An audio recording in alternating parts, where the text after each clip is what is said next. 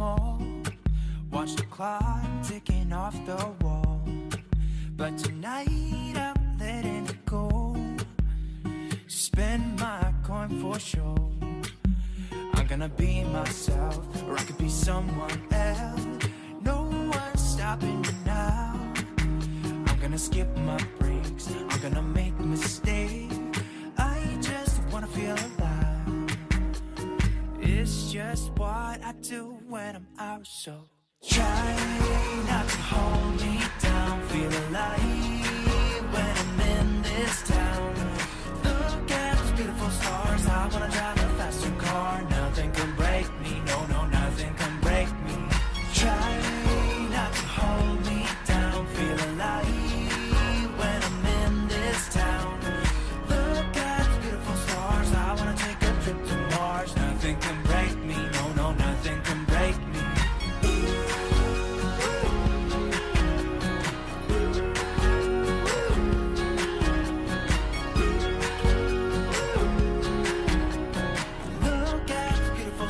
I wanna drive a faster car.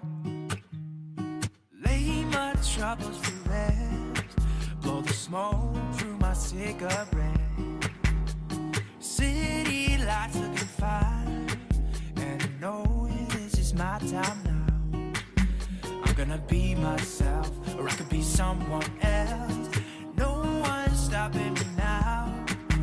I'm gonna skip my breaks, I'm gonna make mistakes. I just wanna feel alive.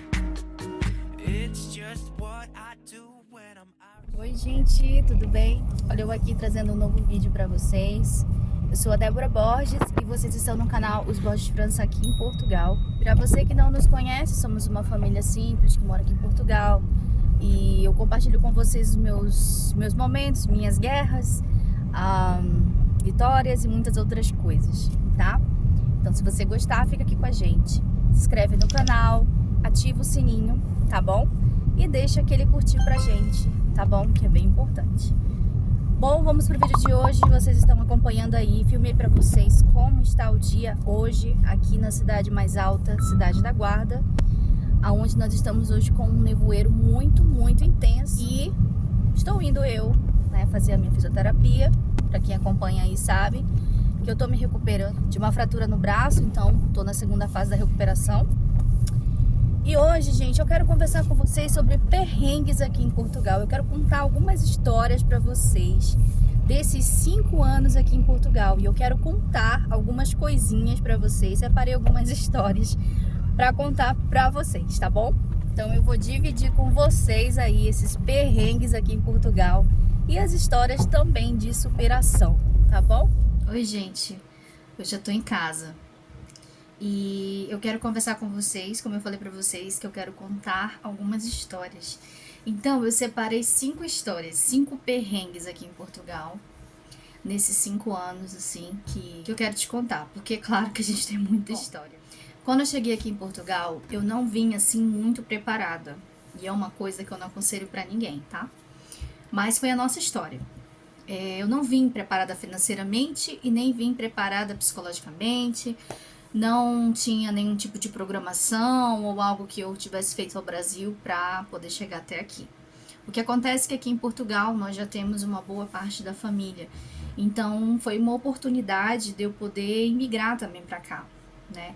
Porém, gente, mesmo que você tenha, né, pessoas que vão te ajudar ou pessoas que vão te receber, o ideal é você ter ali uma reserva, sabe? Pra qualquer eventualidade mesmo, até porque no início você chega aqui e você não tem nada, né? No meu caso, então, eu não trouxe quase que nada do Brasil. Até porque eu não sabia de nada. Não morava numa região fria, então eu morava em Manaus, Amazonas, eu sou uma manauara, então tudo que eu conhecia era só calor. Então as roupas que eu trouxe era tudo roupa, né, que não servia, porque eu cheguei aqui no final do inverno. Então, assim, pra mim, um dos primeiros perrengues que eu tive aqui em Portugal com a minha família foi não ter se programado, foi ter chegado aqui sem dinheiro. Gente, eu acho que eu cheguei aqui com 50 euros e eu, assim, não recomendo isso pra ninguém, tá, gente? Essa foi a nossa história. Nós chegamos na pandemia, então eu cheguei num dia, no outro os aeroportos se fecharam, então nem que eu quisesse desistir, eu teria como desistir. E eu tive que continuar e olhar pra frente. Então, primeiro perrengue, vim pra cá sem dinheiro, não faça isso porque é complicado. Ainda mais se você vem com criança e tudo mais, é complicado. Mas como eu falei pra vocês, eu tinha lugar pra ficar, né? Mas mesmo assim, é importante que você tenha a sua independência financeira. Segundo perrengue que eu passei aqui, documentação. Logo que a gente chegou aqui, os procedimentos ainda eram mais diferentes do que hoje, então foi bem complicado. O lugar que eu morava era um pouco mais difícil e eu consegui um trabalho numa fábrica de queijo, com a ajuda também de uma indicação. Mas, assim, não foi muito fácil, né, esse período. Foi graças a esse lugar que eu consegui a entrada também na minha documentação junto ao CEF. No tempo ainda era o CEF. Porém, nós passamos muito tempo para conseguir a tão sonhada residência, porque o CEF parou tudo devido à pandemia, então muitas coisas acumularam e isso dificultou, né, a questão da residência. Então, isso foi um perrengue muito, muito grande, deu muita dor de cabeça, foi bem complicado, sabe? E assim, não foi muito fácil. Então, pra mim, eu também digo que foi um perrengue bem grande a questão da demora da minha residência. Porém, naquele período, as pessoas que haviam entrado naquele período, elas ficaram legalizadas, mas assim, devido à situação da pandemia, né? Então, naquele momento, eu fiquei legalizada, mas não tinha o documento. Fiquei ali de uma maneira em que algumas coisas eu tinha mais acesso, mas não que eu já tivesse a minha residência. Então foi realmente uma dor de cabeça aquele período, com certeza. Terceiro perrengue, gente. Quando a gente comprou o nosso primeiro carro aqui em Portugal. Eu lembro dessa história porque foi assim, bem complicada também. Porque comecei a trabalhar, como eu falei pra vocês, nessa fábrica de queijo. E o meu marido ficou sem trabalho, ele não conseguia trabalho logo que ele chegou aqui. Até porque ele precisava, incrível, naquele tempo tinha que ter um trabalho para poder dar entrada no documento. E para ter o documento tinha que ter um trabalho. Então, às vezes, as empresas não contratavam quando você não tinha o número da segurança social. E você precisava de um contrato de trabalho para poder, então, dar entrada. Mas quando você ia às empresas, elas não te davam trabalho porque tu não tinha o número da segurança social. Então, era meio complicado isso. E aí, meu marido ficou, né, sem conseguir trabalho. Então, só com o meu salário mínimo, eu tinha que dar conta. Mas a gente também tinha algumas reservas no Brasil que a gente conseguiu transferir para cá. E isso ajudou na compra do nosso carro, sabe? E a gente não queria comprar carro financiado porque a gente sabia que a gente estava começando uma vida e que a gente ia ficar aperreado. Então a gente decidiu comprar um carro à vista. Só que a pessoa que nos vendeu o carro usou de má fé.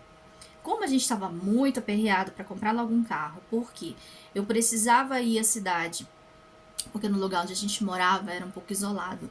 Então eu precisava ir à cidade de carro, eu precisava ir ao trabalho de carro, porque ainda para completar, tinha um cachorro, gente, lá no caminho que eu ia pro trabalho. Um cachorro abençoado.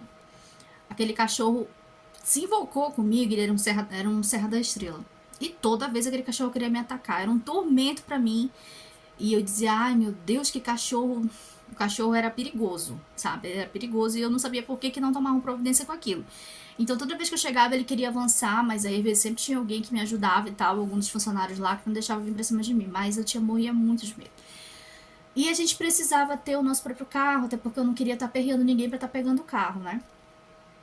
Então a gente, naquela agonia, a gente acabou comprando errado, né? Eu acho que hoje eu não faria mais isso com a cabeça que eu tenho. E também com o conhecimento, o fato da gente já morar aqui há um tempo, a gente vai aprendendo muita coisa. Mas naquele tempo eu tava a gente tava muito agoniado pra comprar um carro. E daí a gente comprou. Só que esse carro, ele tava muito tempo parado. E quando ele começou, né, a andar e tudo, da forma que a gente precisava, até porque às vezes eu tinha que sair daquela vila pra ir em cidades maiores, ele começou a dar problema. E meu marido fez um serviço também, o mecânico acabou enganando ele, né, porque ele não sabia de algumas coisas e tal. E o motor dele quebrou. Foi muito complicado aquele período. A gente já tinha arrendado uma casa, então a gente precisava mais do que nunca de carro.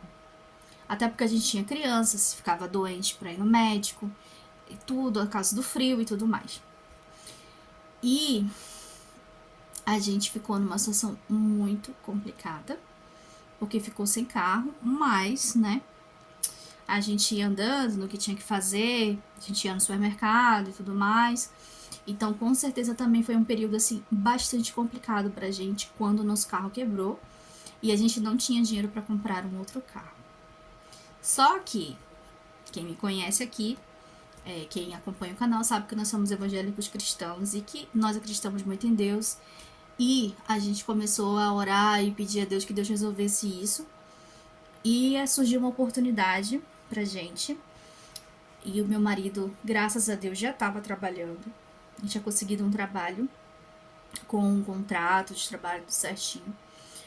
E a gente pôde, então, comprar um carro, né? Só que, da mesma coisa, a gente não queria um carro financiado por muito tempo, porque a gente tinha aquela preocupação, né? Porque a gente tá começando uma vida e começar já uma vida metida em dívida é complicado. O mecânico comprou o nosso carro, porque ele ia refazer o motor do carro, e a gente viu que ia ficar muito caro o serviço. Então a gente decidiu trocar. A gente deu o carro de entrada e parcelou, eu acho que de 3 ou 4 vezes o outro. Então, como eu e ele tínhamos, né, eu tinha uma reserva do trabalho e ele também estava trabalhando, a gente conseguiu pagar o nosso carro certinho. O melhor de tudo é que o carro foi quitado, né, porque é muito complicado ficar pagando parcela de carro, principalmente quando você ainda tá aí, né, começando uma vida aqui em Portugal. Então, esse foi um período também bem difícil, mas ainda bem que foi resolvido. E o quarto perrengue, gente, foi a casa que nós alugamos. A gente não tinha conhecimento de nada, então a gente teve uma oportunidade de alugar essa casa. E foi uma bênção, né? Porque a gente conseguiu começar, a gente queria muito ter a nossa própria vida, então a gente tendo ali a nossa própria casa seria muito bom pra gente começar, né? Viver ter a nossa própria vida e fazendo as coisas que a gente tinha que fazer, né? Só que aí eu não tinha conhecimento, assim, de lugares, o que é bom, o que não é. Não tinha conhecimento do que é uma casa fria e quando ela não tá bem isolada. E também o valor daquela casa era muito barato, era 150, se eu não me engano. Ou era 180, já não me lembro mais, mas era mais ou menos isso. Aqui no canal você vai ver vídeos mais antigos nossos naquela casa. Era uma casa assim, para nós 4 até grande, porque ela tinha em cima e embaixo. Em cima tinha uma casa de banho, que é o banheiro, e embaixo também tinha outro banheiro. E em cima ficava 2 quartos, a sala embaixo e cozinha.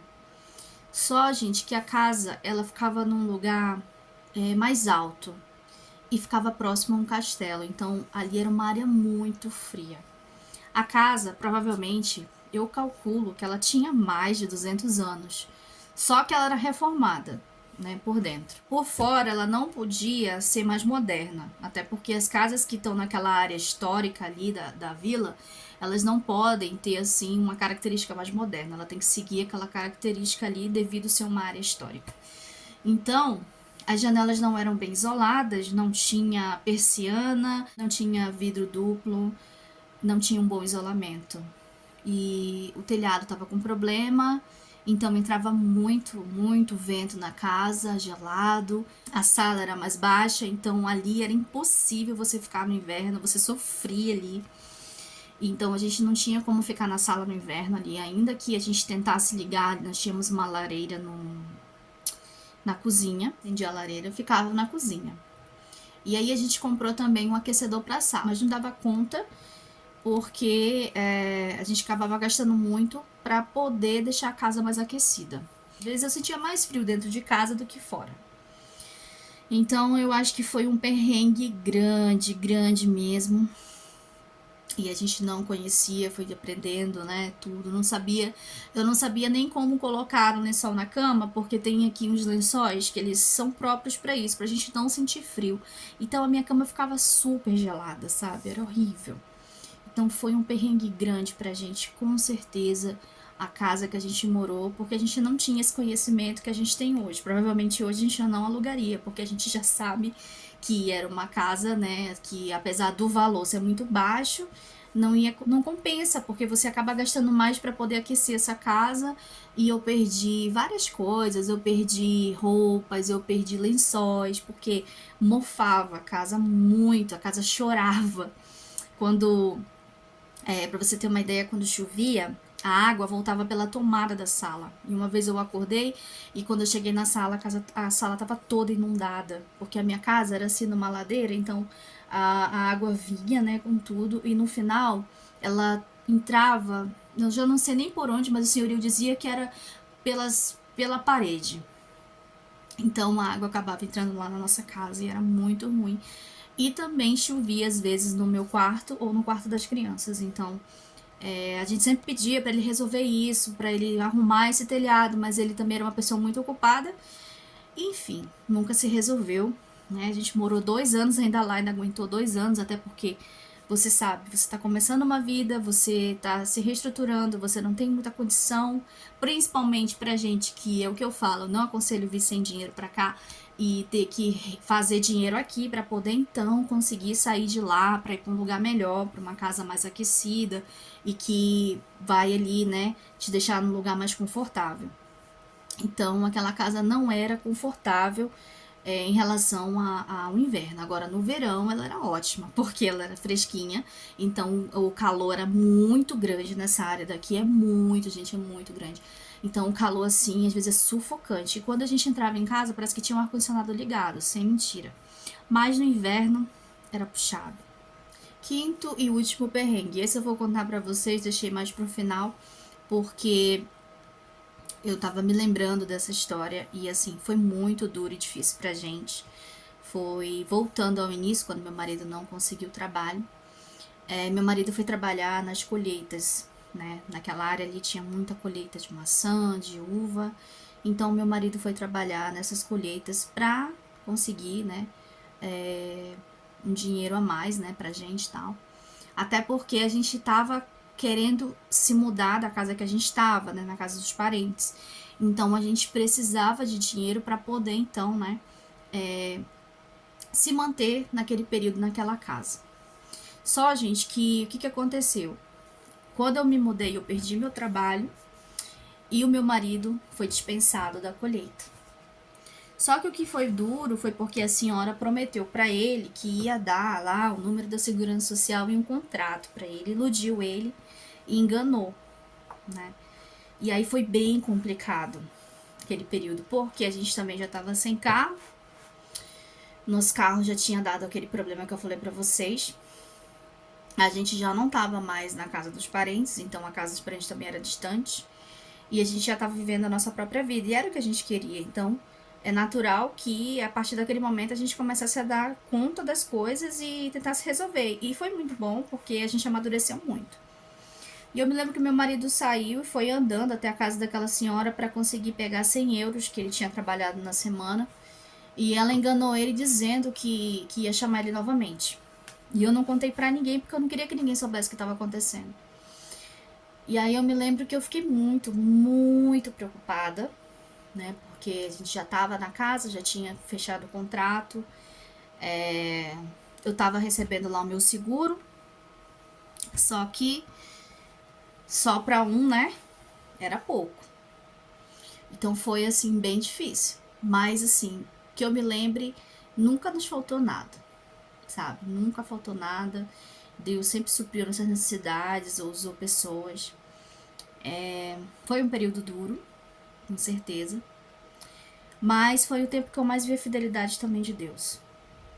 E a gente conseguiu superar aquele momento, e foi quando depois o meu marido conseguiu um trabalho e dali a gente começou, né, a caminhar e a se reorganizar, né, financeiramente, e a gente foi ali, né, aos poucos se organizando e tal. Então muitas coisas eu aprendi, sabe? Eu aprendi muitas coisas e tô aprendendo muito ainda.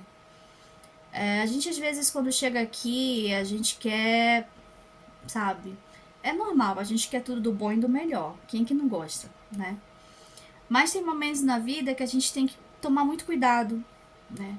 Às vezes ter uma reserva de um dinheiro, se você trabalhou em um lugar, saiu daquele lugar, guarda uma parte, sabe? Para qualquer eventualidade, enquanto você tá procurando outro trabalho, não vai gastando tudo de uma vez, porque a gente tem vontade de ter logo tudo, de ter coisas boas, isso não é errado, é muito bom, mas vai com calma, vai conquistando as coisas, sabe, devagar.